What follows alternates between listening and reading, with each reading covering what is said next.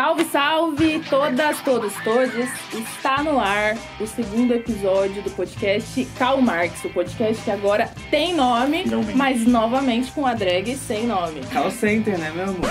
Ah, eu falei... Karl Marx! KK. É porque assim, o marxismo ele tá muito na minha mente. KKK. Call Center, com a drag que não tem... a drag não, Karl Marx. Exatamente.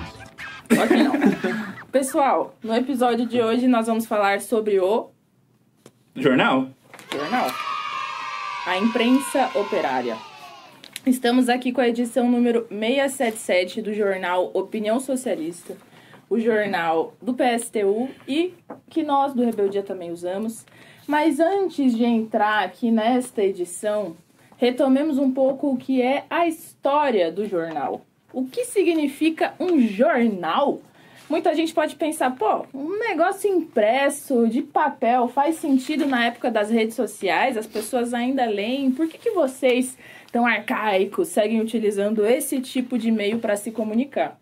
A gente já tá cansado de escutar muita opinião, né? Por isso a gente tem a nossa opinião socialista. Se os burgueses, se os capitalistas, se os donos dos meios de produção e do capital controlam não só tudo isso, não só as engrenagens dos rumos de tudo que a gente produz, eles também controlam a ideologia, tudo aquilo que permeia as nossas coisas mais cotidianas, controlam a imprensa, controlam a TV, controlam as redes sociais. Então, assim, que é isso, né, gente? Chega uma hora que não dá mais, chega desse pessoal aí mandando em tudo, mandando até no que é que a gente pode pensar e sobre o que é que a gente pode falar. No meio de todas essas ideologias de meritocracia, em que falam que qualquer saída individual é possível, empreendedorismo... Todas essas falácias, a gente tem que ir a fundo em todas essas questões e falar, não, gente, você pode tentar o máximo que você quiser. Todo esse discurso de meritocracia, primeiro que é falso, que a gente aqui que tá trabalhando, dando duro, suando todo dia. Dependendo. A gente que tá aqui suando todo dia, que merece, inclusive, tudo que a gente produz, não tem nada. E daí é isso, eles veem a gente se matando aqui, passam a mão, e ainda por cima querem que a gente acredite nas ideias deles. Então é isso, gente. Opinião socialista neles e não só neles, para tirar eles daí. Rapidamente retomando um pouco da história do jornal, certo? O jornal surgiu como uma ideia do Lenin. Lenin, nosso mais querido calvo, presente aqui na mesa do nosso podcast. Querido. Tá vendo? Às vezes calvos merecem respeito também. Olha só. Que lindo! Lenin, o primeiro calvo. Um queridão. Mas Lenin escreveu um livro lá na Rússia chamado O que Fazer, que é um livro muito importante para os revolucionários, para os marxistas que querem entender um pouco mais a história do que aconteceu na Rússia, mas a história do movimento operário internacional. Em russo, inclusive, agora eu vou usar meu local de fala aqui. Habla.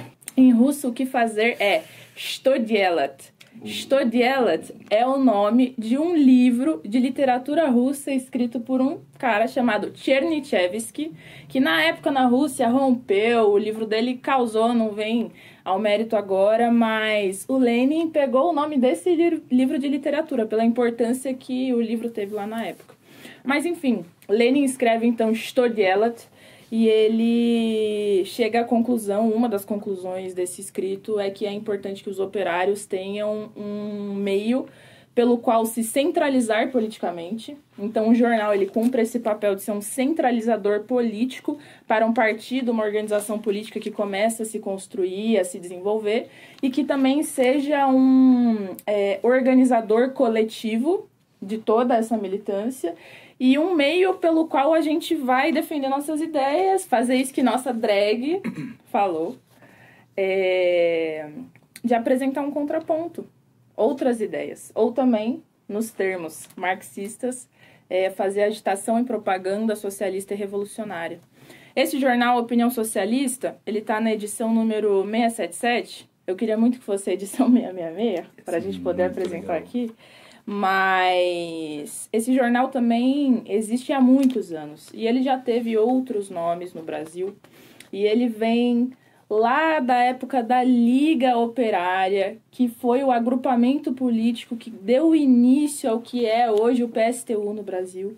E a Liga Operária tinha o seu periódico, que depois se transformou em Versus Jornal, depois teve o nome de Convergência Socialista, e hoje, com o PSTU, se chama Opinião Socialista. Tá bem? Então, convido todo mundo que queira saber mais a ler O que Fazer do Lenin, e pode mandar mensagem aí que a gente indica outras obras de Lenin que também falem sobre o jornal. Aliás, em russo, Pravda, a verdade, o jornal mais importante que o Lenin foi editor ao longo de sua vida. Marx também era um jornalista, escreveu para vários periódicos, inclusive para periódicos burgueses, porque afinal trabalhava, né? Diferente do que muita gente por aí acha, marxistas e comunistas trabalham, quem não trabalha são os capitalistas, como nossa drag aqui falou.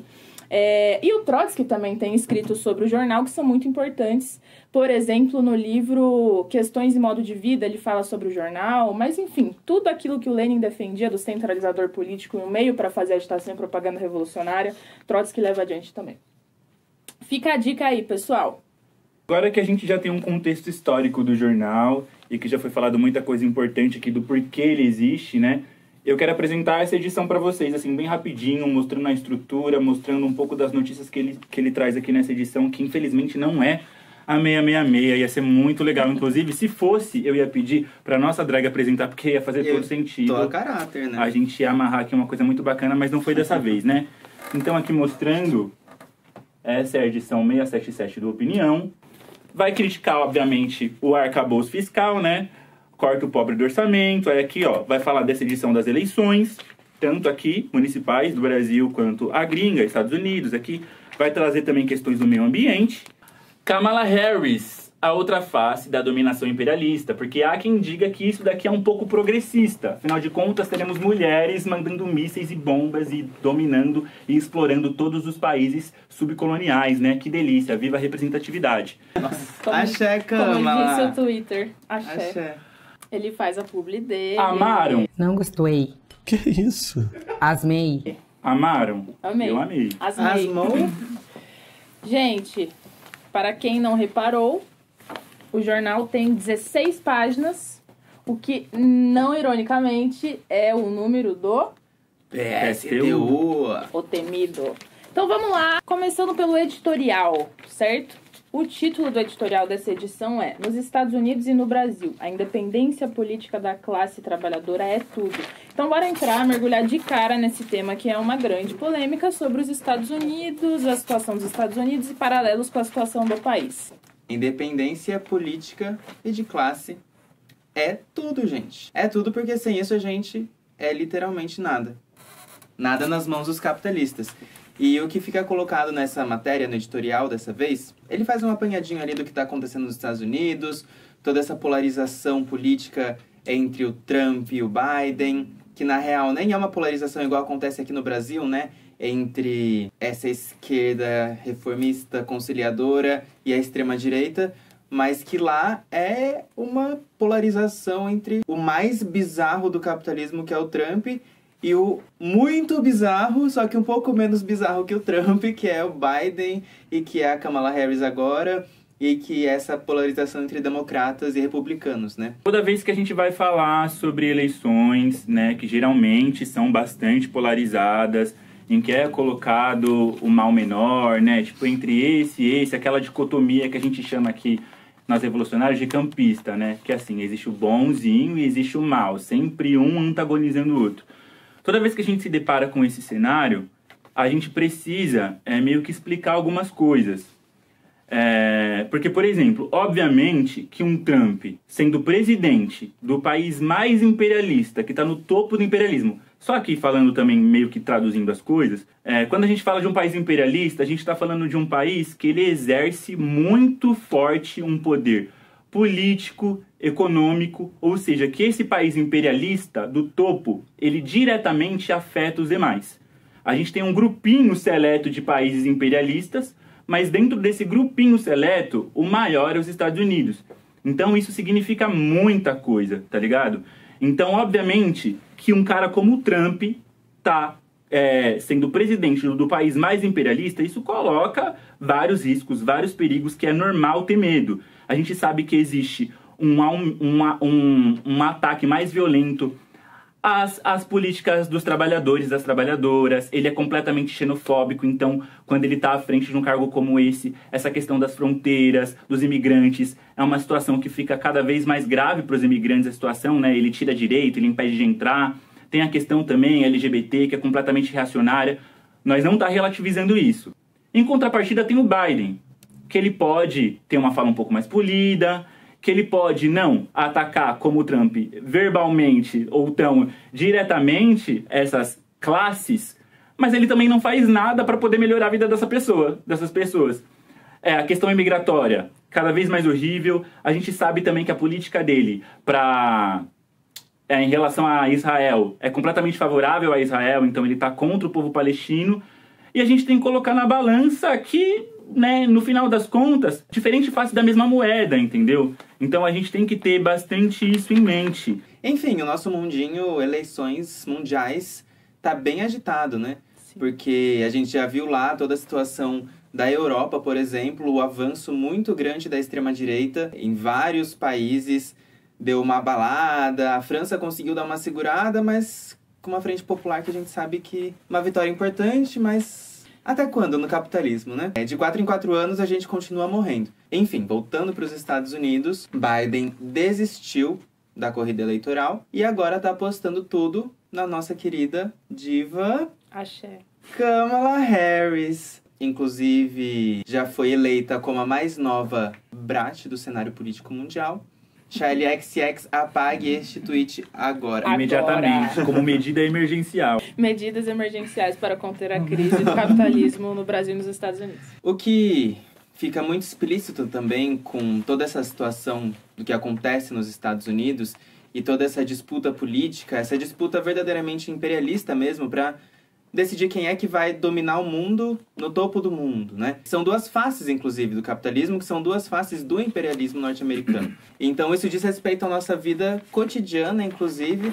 O capitalismo, o imperialismo, é uma verdadeira teia que amarra todos nós e que muitos dos nossos políticos, dos nossos governantes, mesmo nos países semicolônias, aí, como o Brasil, em países que estão submissos ao imperialismo, os políticos aqui, mesmo os da esquerda ou dessa esquerda reformista, fazem a decisão política de continuar se submetendo ao imperialismo, ao capitalismo e fazendo acordos que agradam tanto a burguesia nacional quanto a burguesia internacional.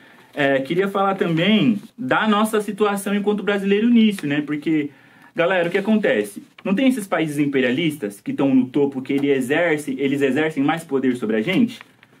Eles têm um papel no mundo. Eles não estão aí à toa. Não, eles têm um papel no mundo. E um papel, inclusive, de divisão de trabalho, para ver quem explora mais quem. E essa divisão de trabalho, ela está sendo, nesse momento do mundo, repartida. Então, esses países estão meio que brigando, não discutindo amigavelmente, mas brigando para ver quem vai explorar mais os outros.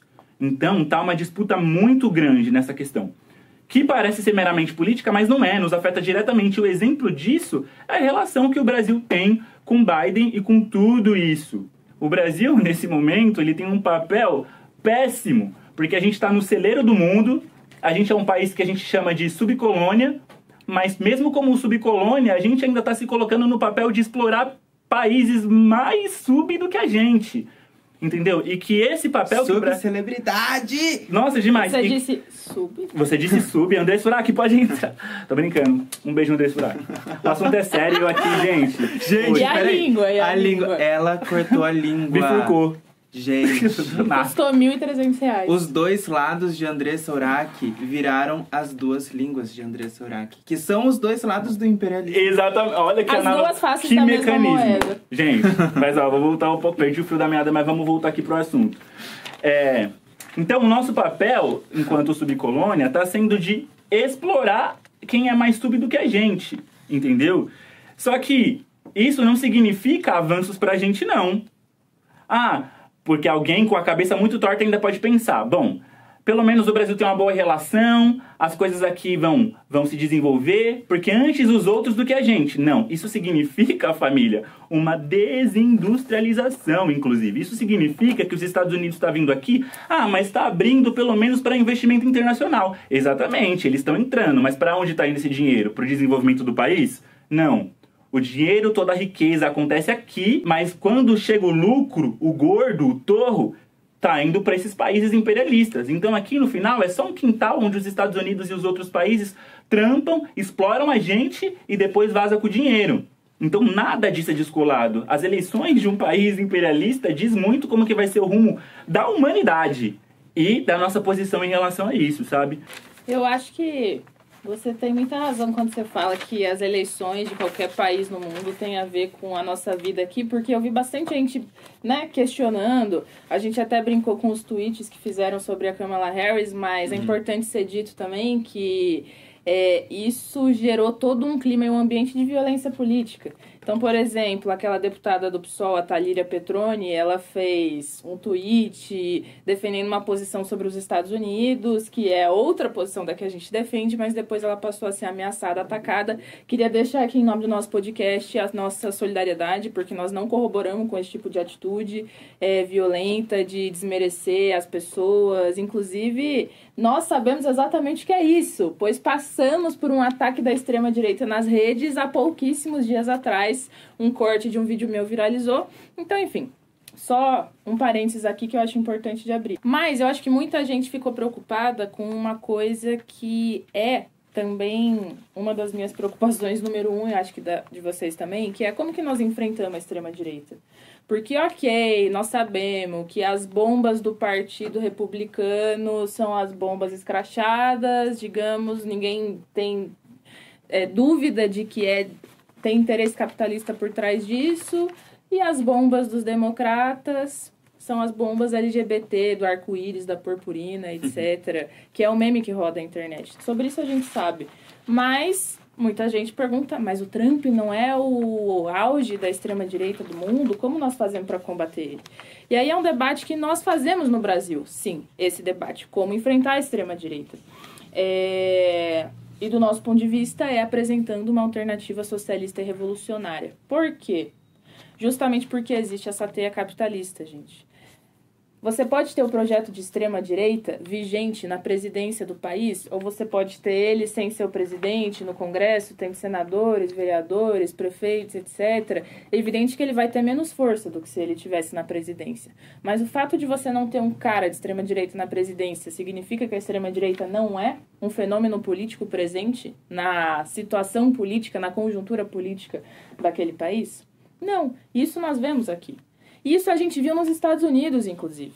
O Trump foi banido do mundo, gente. O cara foi banido do Twitter. Assim, há uns anos atrás, todo mundo achava que acabou pra ele, entendeu? E, de repente, ele ressurge, porque é um fenômeno político que continuou na esteira capitalista, que continuou aí orbitando a política mundial, que continuou sendo nutrido por essa teia capitalista.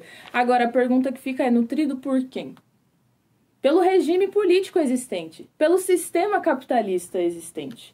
Porque uma vez que você legitima o Estado burguês, e aí talvez algumas pessoas gostariam de se aprofundar um pouco mais no que é o Estado burguês do ponto de vista marxista. A gente pode deixar indicações de leitura sobre isso.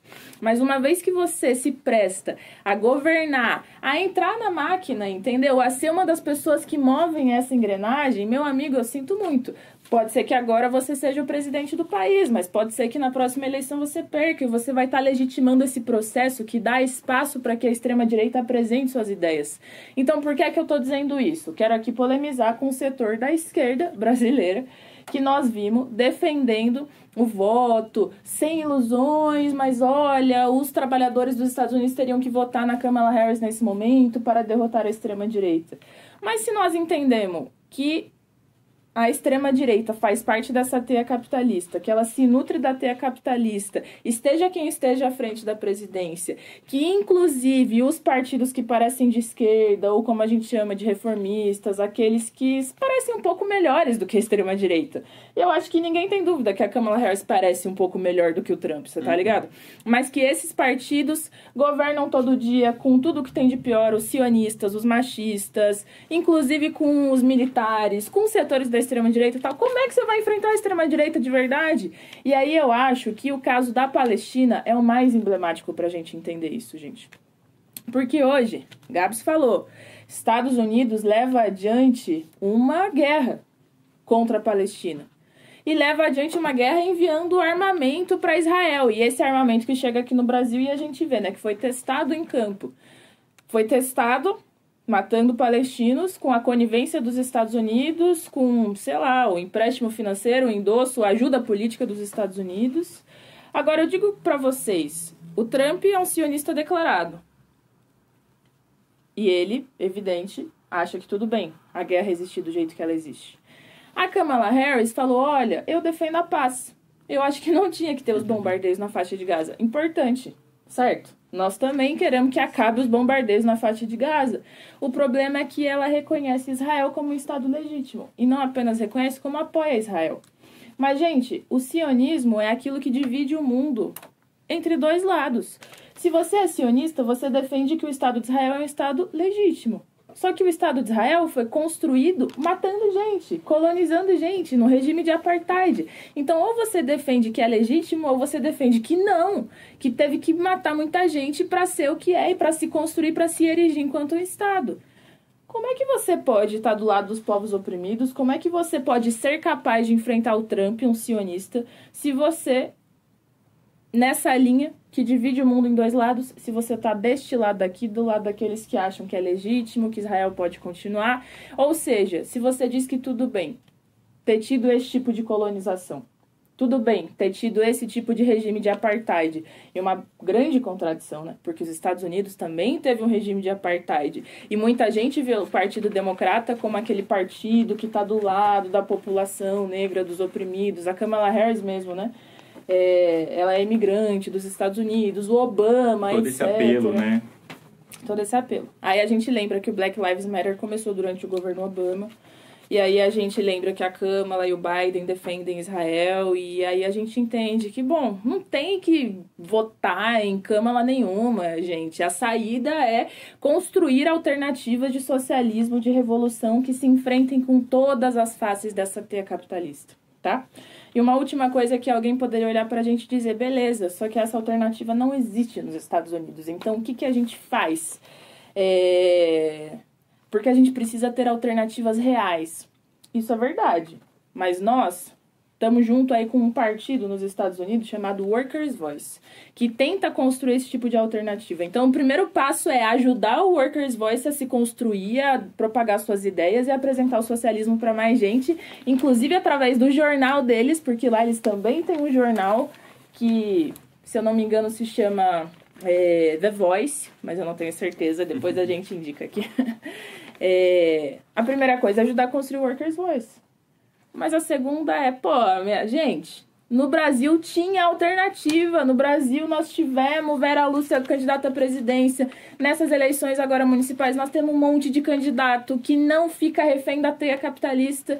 E ainda assim vocês não embarcam nessa, entendeu? Tô falando pra galera dos outros partidos da esquerda. Então, me parece que isso que vocês dizem, essa galera que diz que não pode votar nem no Trump, nem na Kamala Harris, eles não estão vendo a política real. Me parece que é essa galera que usa esse argumento de que faltam alternativas para ficar legitimando que os trabalhadores fiquem sempre reféns, sempre amarrados nessa teia capitalista. Isso é muito real também, porque lembra em 2018 e 2022, inclusive, todo aquele papo de segunda e terceira via, e quarta e quinta e sexta via. Mas a real é que no capitalismo só existem duas vias. A via de quem não vai lutar contra o capitalismo, de quem vai governar para os capitalistas, de quem vai continuar ferrando com a nossa vida aqui no Brasil, no mundo inteiro. E a via de quem quer construir uma outra alternativa de sociedade socialista para os trabalhadores. Então, tipo assim, também não me venham com esse papo de forçar uma terceira via, porque vocês já estão se empurrando a si mesmos nessa primeira via também. Nesse papinho de sem ilusões, daqui a pouco tá mais sem ilusões do que a minha barba cinza aparecendo aqui na maquiagem. Quero aproveitar também para entrar um pouco sobre, enfim, pegar um gancho aí nisso que os camaradas, os camarades estão falando. Um pouco sobre essas ilusões e tudo mais que as pessoas têm. Na verdade, a gente tá cansado, né? A gente tá querendo alguma alternativa. Todo mundo quer viver bem, todo mundo quer que as coisas melhorem, todo mundo coloca seu voto de confiança em alguma coisa, em algum projeto. Só que é isso. Num mundo dividido por classes, gente, a classe trabalhadora e a classe que nos oprime, que a gente chama de burguesia, que é quem detém os meios de produção, eu sei que fica muito vago, né? Por exemplo, eu vou dar um exemplo melhor para explicar isso, mas enfim, num mundo onde existem esses dois caminhos, ou é o socialismo ou é o capitalismo, entende? Porque até mesmo essas alternativas, esses partidos, esses projetos que podem parecer progressistas, porque defendem a gente, defende que não tem que ter opressão, defende que não tem que ter machismo, LGBTfobia, mas esses partidos, essas organizações que trampam no limite do capitalismo, exatamente, já tá aí, existe um limite pra gente conseguir o que a gente quer através deles, entendeu? Existe um limite muito bem demarcado. Eles não vão se enfrentar até as últimas consequências para colocar em prática um projeto de modificação e de ruptura completa com a burguesia. Olha o tanto de dinheiro que está sendo destinado para bilionário, por exemplo, que está sendo tirado da educação. Vocês estão entendendo? Tipo assim, existe um limite.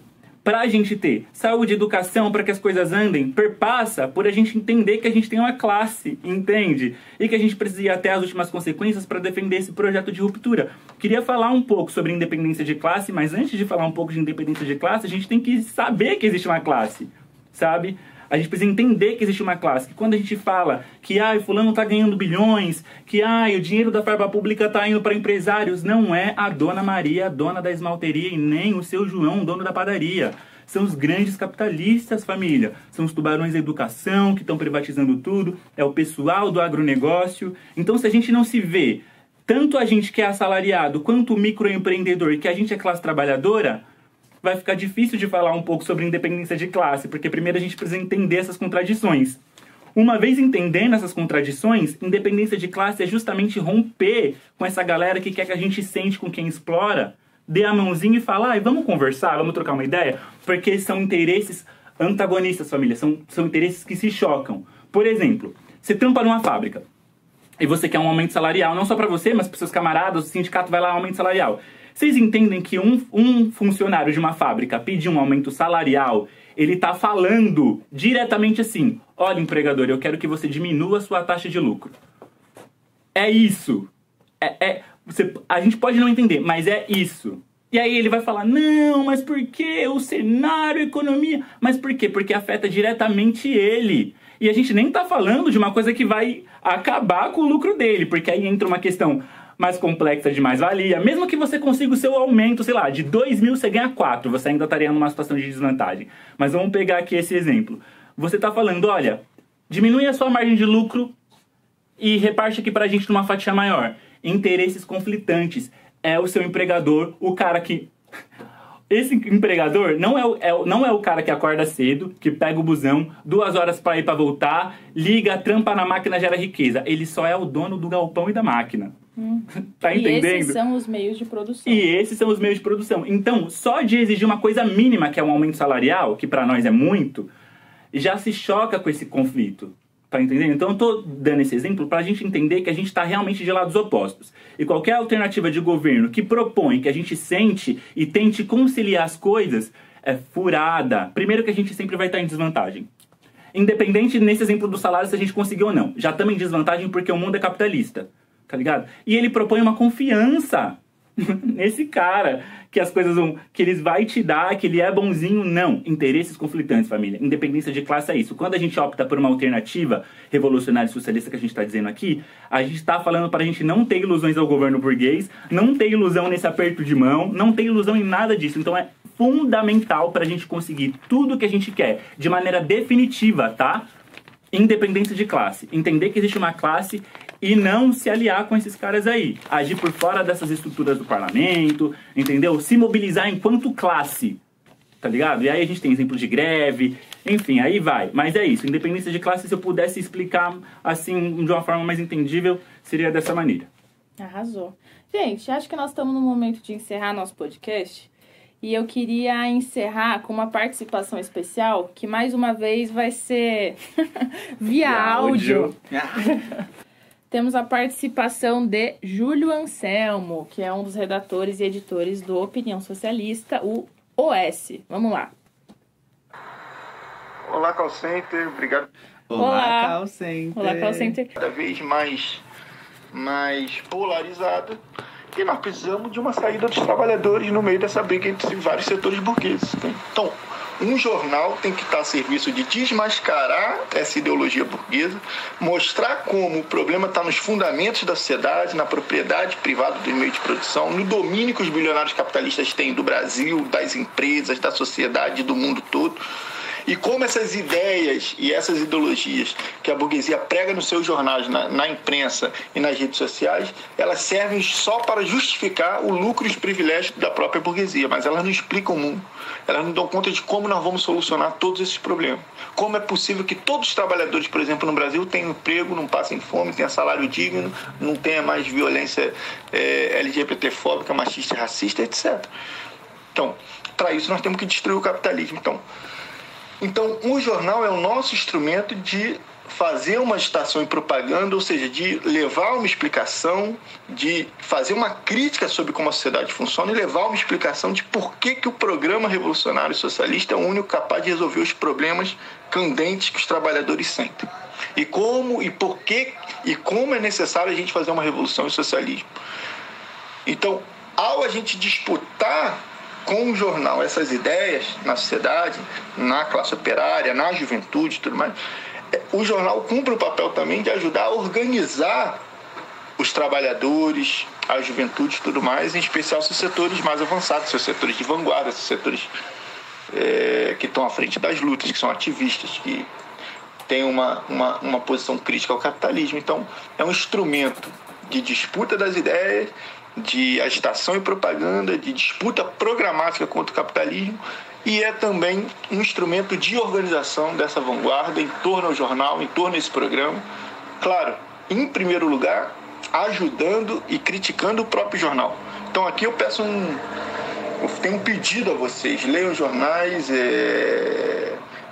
debatam ele, usem ele para ajudar vocês na luta política que a gente tem que fazer contra todos os inimigos da classe trabalhadora, seja o governo Lula aí que está junto com os bilionários, seja a ultradireita bolsonarista, promotora de fake news e de projeto autoritário, seja os demais inimigos que se dizem de esquerda aí, como vários stalinistas, vários tipos de reformistas, mas que nós sabemos que tem sempre um programa aí adaptado e de fazer acordo com a burguesia. Então, para enfrentar tudo isso aí, vocês podem se utilizar do jornal, que é preparado com muito carinho para ajudar nesses embates, mas é preciso que vocês também tenham uma postura crítica em relação ao próprio jornal. Então, mandem críticas, mandem sugestões. O jornal, nós dos militantes do PSTU que estamos à frente dessa tarefa aí de tocar o jornal, mas é de todos nós, tem de todos os militantes do PSTU, do Rebeldia, dos ativistas que gostam, que leem. Se você leu a Opinião Socialista, gostou, entre em contato conosco,